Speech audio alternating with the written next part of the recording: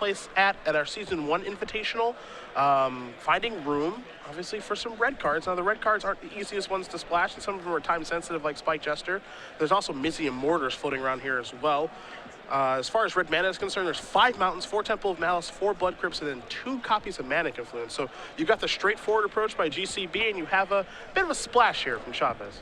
I think you got to respect any list that has Spike Jester as its only creature that costs less than 3. Yeah. That's hot.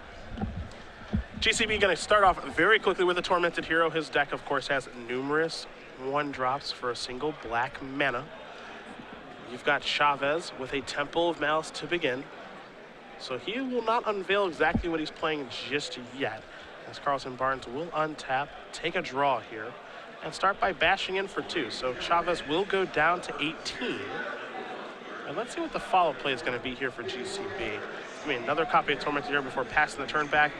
Whenever I see 2 of the same thing out there, I always do a Bioblight check on their deck list. 2 here for Chavez. Uh-oh, he was real happy about that land. Yeah, and he actually has the Bioblight in his hand. They always have it. That actually seems to be true. It's kind of crazy if the 2-for-1 does take place there. GCB going to follow up here with a copy of Lifebane Zombie. He wants to see exactly what the heck is going on. Show me what here. you're working with. I heard a Torment, a Stormbreath Dragon, a Thoughtseize, 2 Blood Crypts, and a Swamp is exactly what Timothy Chavez is working with. Not the most threatening of hands, honestly. It's nothing to sneeze at. I mean, Carleton-Barnes has no aggression whatsoever. A Herald of Torment bridging into a Stormbreath Dragon is a potentially, pretty aggressive sequence of cards here. Chavez draws another copy of Blood Crypt for the turn. A little mana heavy. Yeah. Land count in his deck, he actually has quite a few, 25. Big spells that he does have in his deck. Whip of Erebos, you can count that as a pretty large one. Stormbreath Dragon, of course, due to the monstrosity there. And Mizium Mortars, the Overload. And we can say the Bestow on Herald of Torment, too. So sure. If there is some flooding out to be done, there's definitely some things to use that mana for. Bioblight's going to get that Herald of Torment off the table. In comes Lifebane Zombie. See if GCB has any follow-up. He does not. Oh, wow. This is going to be a great turn. Thoughtseize clearing the way for a Herald of Torment with a Stormbreath Dragon next turn is a that's a good turn. Excellent. GCB throws his hand out immediately. A Hero's Downfall, Mogus Marauder, and a Herald of Torment. Exactly what Chavez is looking at. You know, one of the things I always like to do when, some cards are not really seeing a lot of play or kind of waiting for rotation, just kind of keep track of those cards. Herald of Torment seems like it's right in that camp. Oh, I mean, Herald of Torment, he's had a few moments, but he's definitely one to watch. The card is quite powerful. It's interesting here, choosing to take the Hero's Downfall to protect the Stormbreath Dragon, but the thing is, Herald of Torment on Lifebane Zombie is going to make a pretty devastating threat, right? I'd imagine that's going to be the case. I mean, it's still a turn away from taking place, but... Orange draws a copy of, looks like maybe it was a Mogus's Marauder, potentially. Not super effective in this matchup. I imagine those will go to the bench once we do get to the sideboarded games, but GCB did win a PTQ with this type of deck a little while ago. Said he's very, very comfortable playing mono black aggro in standard. Let's see if he can continue to navigate his way through this standard open here in Portland. This deck, and he's just gonna look like he's just gonna pass the turn back. Maybe here. Yeah, without having the land actually cast the Herald of Torment, the threat is not super to bestow. Yeah, the threat is, see, it's tough because if he just casts the Herald of Torment here, it doesn't really do a ton for him. But if he wants to try to bestow, he's so far away. Looks like he's just going to cast the Herald of Torment. Yeah. I think maybe part of what GCB's plan here might be is that, okay, let me have your Herald of Torment actually deal you a significant amount of damage. Yeah, I mean, Chavez does not have a ton of mana to work with. And he plays the Blood Crypt tapped. Ooh. Oh, wow, the best of all worlds. That'll change some things. Now Desecration Demon has shown up, and GCB knows about the Stormbreath Dragon that can show up the following turn as well. So this could get a little bit ugly. You see Barnes go down to 19 from the Herald trigger of his own. Scores are 19-10 in favor of Carleton-Barnes, but he needs to really get moving here. I don't think that Lifebane Zombie wants to attack. So there's a copy of Painseer. That's not all that exciting. And Barnes just does pass the turn back over to Chavez, who will take a draw here after going down to 9. Again, we know about Stormbreath Dragon. There's a Blood Crypt over there. It looks like maybe it was a Thoughtseize that was picked up. Yeah, I think you're right. Thoughtseize seems a little bit dangerous to cast right now, though. Yeah, a little dicey. It's kind of fun that the demon could potentially give GCB an out to his own Herald of Torment in a very narrow situation. But for the most part, I think that we're just, on the one side of the equation, Chavez has a dominating board position, but on the other side, GCB has a big enough life advantage that it's actually interesting. What do you think about not attacking there? I think something had to come into the red zone. I'm not sure if it was supposed to be Demon. I'm not sure if it was supposed to be Dragon, but I feel like something should be coming in there. Yeah. At the very least, Dragon, I think, should probably be attacking just because you know your opponent has Mogus' Marauder, so you can't block it. Because now I'm looking at the board here. You see, if we play a Mogus' Marauder, you trigger everything. You sack Mogus' Marauder to the Demon. You attack with your creature. Stormbreath Dragon can't block. Let's say Heralds run into each other. That's 3, 4, 5. Chavez goes down. I assume the Herald is still 4. The Herald's going to eat Painseer instead, right? You think Herald? Okay, I mean, we could see. Okay, if that happens, then Chavez takes an additional 1. Yep. So then he would go down to 3 after all said and done, after a Herald trigger takes place on his turn. And I think that if you're Carleton-Barnes, you're probably okay with that. But then again, I mean, you don't get anything off of your opponent's side of the table. You could be in for a very large counter swing. So this is a Mogus' Marauder. Everything's going to get a little bit bigger. The reason I like this play the most, and we'll see if GCB attacks everybody, is that it forces your opponent to make a decision. Yeah. And I think you want to put your opponent in, as GCB, you want to give your opponent the opportunity to make a mistake, I think. But he's just going to play Mogus' Marauder and pass the turn back, so no attack for him either. You want somebody to get in the red zone. Yeah, dude, I'm hungry. I'm thirsty for battle. Chavez going to play a Swamp. Has the ability to Monstrosity the Stormbreath Dragon now. His only card is a Thoughtseize. So what to do, what to do?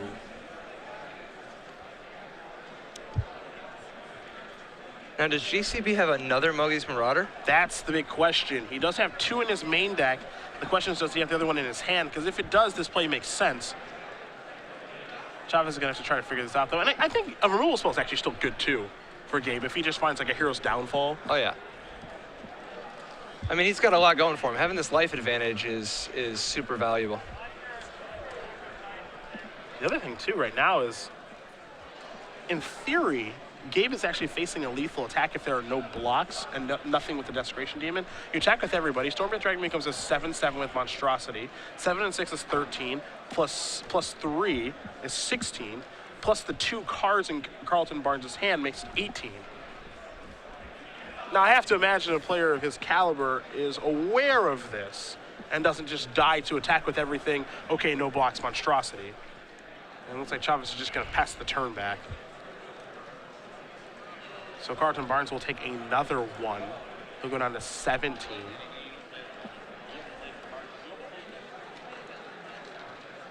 See if he can get any more cards out of his hand. Or if he even needs to.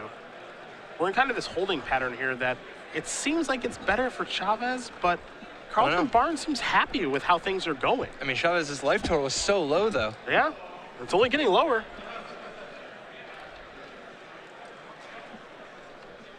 Yeah, I think, I don't know. I mean, obviously GCB is behind on board, but he's got enough extra life, and Chavez is so low that if he can keep things real sharp, keep the life total low enough that Chavez can't make a move. I think one of the tough things about Chavez's position is that even though he has more power, it's very unreliable. Stormbreath Dragon can't be counted on the block. Desecration Demon could get tapped. I think that the unreliability mixed with the ever-shrinking life totals is a dangerous formula for Chavez. Down to 7 he goes. Oof, another copy of Thoughtseize, a blank magic card here. But GCB does not know that. So Chavez can attempt to simply bluff removal spells at this point, and that will probably cause Carleton-Barnes to be very hesitant to move into the red zone. Though you do see some mana being tapped here at the end of Chavez's turn. This is a hero's downfall. The big question, of course, now is, what the heck do you target? Looks like he's going to go with the dragon. You got a monstrosity in response, right? If you do, you put your shields down as far as I have a removal spell. So your bluffing potential is gone, but he will monstrosity. Now Barnes knows that he's safe to move in. He'll take one from his own Herald, take a draw here. See another copy of Pains here. I think there's another copy of Mogus' Marauder there as well. If he has another creature at all, he can just tap the demon and go for the win. I think he's surveying a board position and coming to the conclusion that you just did. But he will slow down in just a moment. Perhaps it's a 2-mana spell he'd rather cast. There's a Pain Seer. You see him keep that back near the lands to take care of that. Everybody's going to attack. You block a 3-power creature. You take 3, 4, 5, 6, 7, and that is going to do it. So Gabe Carleton-Barnes is going to win game number 1 here over Timothy Chavez. Mono black aggro up a game over black red mid-range. Yeah, absolutely. Let's take a look at what they got in the sideboard. I've got Chavez in front of me, so I'll start off here with 2 Slaughter Games, 3 copies of Rakdos's Return, a Sire of Insanity. Ooh, this is interesting. A Mizium Mortars, a Lifebane Zombie, 3 copies of Duress, and maybe a reason we haven't seen a red deck at the top tables. 4 copies of Farika's Cure. The Cure is certainly going to come in here. I imagine all 4 copies will. Definitely. I also like the Mizium Mortars as an additional removal spell. I think the plan here, if you're Chavez, is to just sideboard into a lot of cheap removal, keep things clear, and then mop up with something. Desecration Demon or Stormbreath Dragon likely able to get the job done. Yeah, absolutely. On the I mean, just being able to trim some of the being able to trim, like, for instance, Lifebane Zombie. You definitely don't want any of those. And then you wouldn't hate trimming down on these Thought Seizes. Pretty good on, like, the first or second turn of the game, but pretty bad after that. I'd say medium on the first couple turns. Fair. Horrible later. GCB has access to a lot of different removal spells, like a couple Ultimate Price, couple Doomblade, 3 Dark Betrayal, and then he also has 3 Duress, 1 Whip of Erebos, 2 Erebos God of the Dead, 1 Mogi's Marauder, 1 Lifebane Zombie. He's also going to be looking to take out his Lifebane Zombies, as well as possibly tweaking his removal suite. 3 Dark Betrayals, I think, are in for sure. I think Ultimate Price is also going to be just an A+. Being able to hit Desecration Demon or Stormbreath Dragon, super, super, super valuable. I don't think he really wants Doomblade. There aren't even Mutavaults. He doesn't know, but I think the Doomblade for Stormbreath Dragon alone is not worth it. So the primary thing is going to be Dark Betrayal and Ultimate Price. And beyond that, it's just a question of if he wants to tweak, his mix of creatures. So let me ask you a question here about Thoughtseize. Sure. A lot of talk about the powerful discard spell. Sure. However, is a card that is so good, I think, on the opening turns of the game and kind of mediocre past that, is it still, does that change the power level of the card or maybe the way that people should view it? Getting Thoughtseize in the early turns of the game can be super frustrating. But, when you see a situation like that where Chavez draws a Thoughtseize at a pretty poor spot as back-to-back draws, is it still as powerful as everyone still makes it out to be? Even though it's a bad draw at points in the game? Yeah, no, I mean, I guess, I don't know how strong everybody makes it out to be, but I know that it is as strong as the popular conception believes it is, and perhaps slightly more so. I think the card is exactly as good as it is. It's absurd in many situations, and even though it strikes out in a number of spots, the overall power level is just so high. Counterspell can be awful when you're losing, but it doesn't mean that Counterspell is even close to fair of a Magic card. So yeah, I think overall Thoughtseize is just, it's a messed up Magic card. It is easy to get down on and to be like, oh, well, it's all Thoughtseize's fault, whatever. It is important to remember that Thoughtseize has all these fail states, but at the end of the day, so did Demonic Consultation. And Demonic Consultation was an unbelievably broken card. I mean, just because you can get Necro locked doesn't mean Necro's not completely busted in half.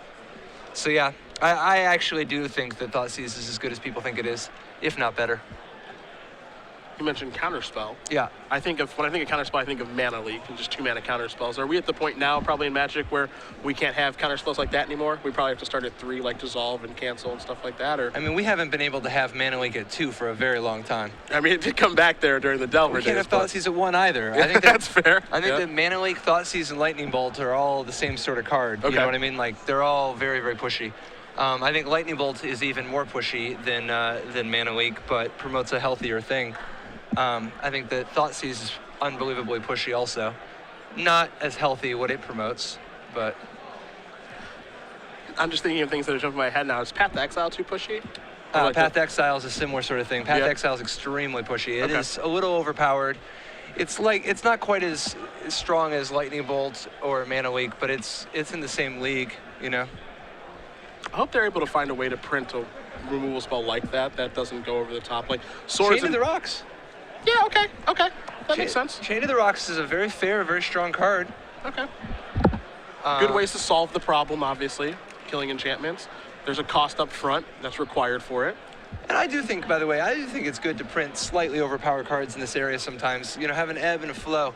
Sometimes you have Mana Leak, sometimes you have Path to Exile, sometimes you have Lightning Bolt, sometimes you have Thoughtseize. I just generally like the ones that promote a healthier play pattern. Like Lightning Bolt and Path to Exile promote something that's quite healthy, whereas, you know, Thoughtseize a little bit less so, but it'll be all right. It always is, in the end. Chavez is going to take a mulligan down to, looks like 6 here.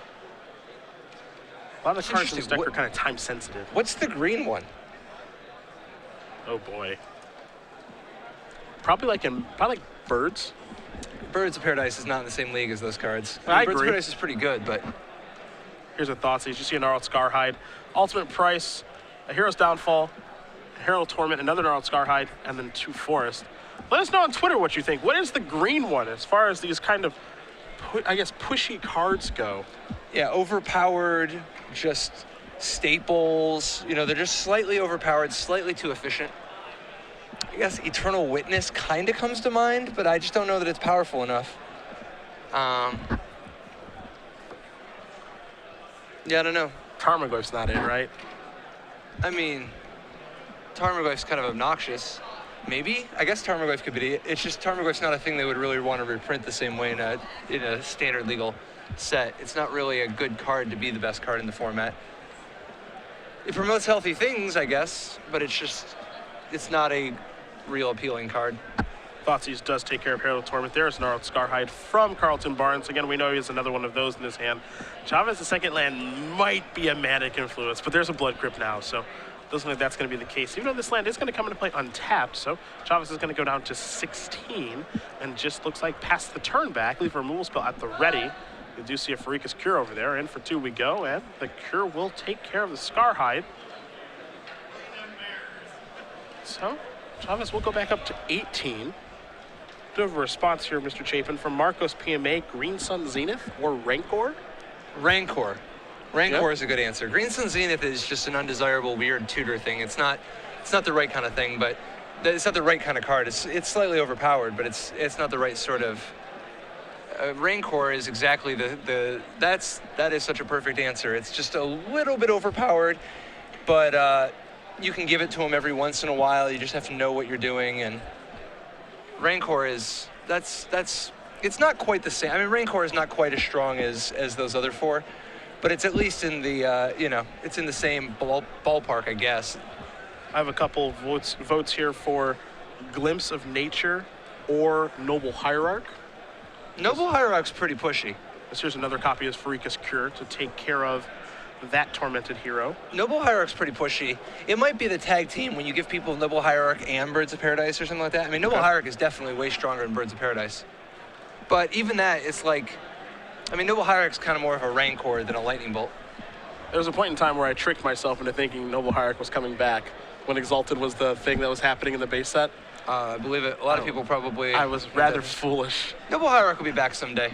Yeah? Definitely. I mean, it's pushy. It's pushy as hell, but it's a sweet card, and it promotes some kind of sweet things. You can only have so much of that because it's dangerous, but... 4th line here from Chavez. This is a Herald Tournament. I was curious if this was going to be a Desecration Demon. So Herald of Torment facing down a Gnarled Scarhide and a Mutavault. Oh, no Ultimate longer. Price takes care of that. Take a look at the life totals here as we make our way into the mid game. It's 20-20. This cannot be the way that Carleton-Barnes wants things to go, especially after the opponent did mulligan. He wants to get to work here. It looks like he's going to fire at Mutavault to start getting to work. An attack here for 4 is going to put Chavez down to 16. Your follow-up play is a Tormented Hero before passing the turn back over to Chavez. We'll see if Chavez has any of his big creatures to really get rolling, just to duress, which will take care of a hero's downfall. You see the last card here in Carleton-Barnes' hand is a Spiteful Return. So hands have basically been emptied, but Carleton-Barnes is ahead on the board. Farseek has also been mentioned, but I think that's only the case when dual lands like the Ravnica duels are available. Otherwise, it seems relatively fine and fair. Yeah, I mean, don't get me wrong. I think that all the Rampant Growth stuff is kind of pushy, but it's not the same sort of thing. I mean, maybe. But I don't know. I don't think it's substantially stronger than, like, for instance, Sylvan Carriot did, which is also strong, don't get me wrong, but... You saw Mutavault and friends coming to the red zone here, so Carleton-Barnes is working on that life total, saving that Spiteful Return, I imagine, for when he draws a 4th land to bestow onto a Tormented Hero. And we will go back to Mutavault land, so in we come for 6 more yet again. Chavez is going to go down to 4. Barnes going to deploy another 1-drops, it looks like, in Tormented Hero. Chavez will take a draw.